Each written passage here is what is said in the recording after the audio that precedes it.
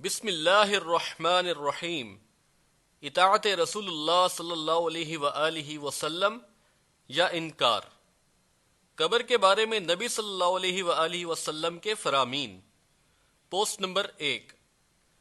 عن عائشہ ام المؤمنین ان ام حبیبہ و ام سلمۃ ذکرتا کنیسۃ رأینها بحبشۃ فیہا تصاویر فذكرتا لنبي صلى الله عليه وسلم فقال إن أولئك إذا كان فيهم الرجل الصالح فمات بنوا على قبره مسجدا وصوروا فيه تلك الصور۔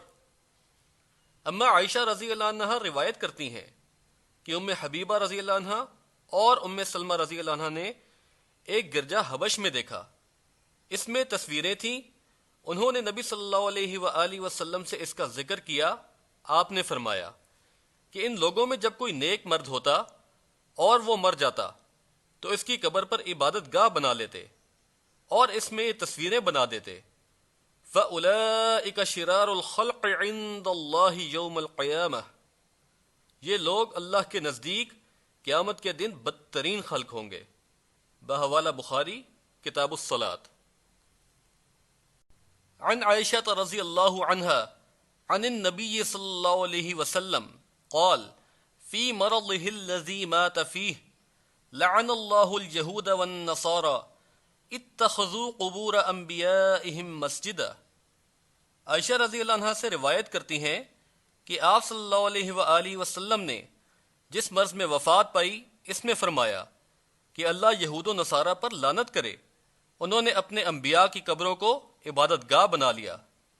قالت ولولا ذلك لابرزوا قبره غیرہ۔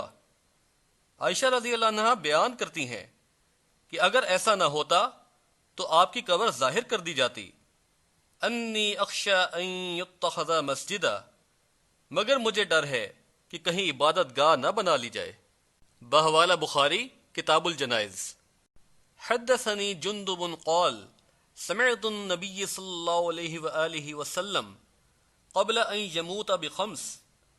جندب رضی اللہ عنہ فرماتے ہیں کہ میں نے رسول اللہ صلی اللہ علیہ وآلہ وسلم سے آپ کے وصال سے 5 دن قبل سنا۔ الا وان من كان قبلكم كانوا يتخذون قبور انبیائهم وصالحیهم مساجدا، کہ تم سے پہلے لوگوں نے اپنے نبیوں اور نیک لوگوں کی قبروں کو عبادت گاہ بنا لیا تھا۔ الا فلا تتخذوا القبور مساجدا انی انہاکم عن ذلک، تم قبروں کو عبادت گاہ نہ بنانا، میں تمہیں اس سے روکتا ہوں۔ بحوالہ مسلم کتاب المساجد و مواضع الصلاۃ۔ ان احادیث کو سن لیں اور جان لیں کہ یہ امت کس طرح نبی صلی اللہ علیہ وآلہ وسلم کے فرامین کو رد کر رہی ہے۔ یہ پوسٹ ابھی جاری ہے، انشاءاللہ اگلی پوسٹ میں اس بارے میں مزید احادیث پیش کی جائیں گی۔